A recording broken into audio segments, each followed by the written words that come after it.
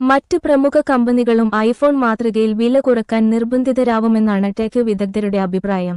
Smart phone വിപണിയിലെ മത്സരം മുറുകുന്നതിനിടെ ആപ്പിളിന്റെ സർജിക്കൽ സ്ട്രൈക്ക്.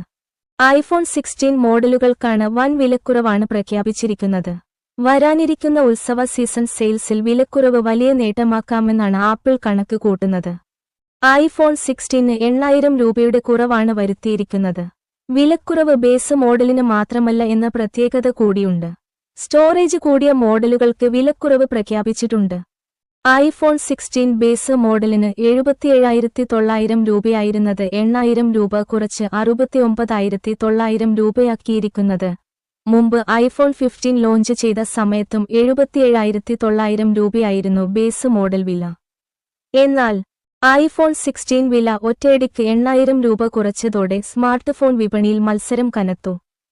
മികച്ച പെർഫോമൻസും ക്യാമറയുമായി ഉപഭോക്താക്കളുടെ ഇഷ്ടഫോണായി മാറിയതിന് പിന്നാലെയുള്ള വിലക്കുറവ് മറ്റ് കമ്പനികൾക്ക് ഉണ്ടാവുന്ന വെല്ലുവിളി ചെറുതല്ല.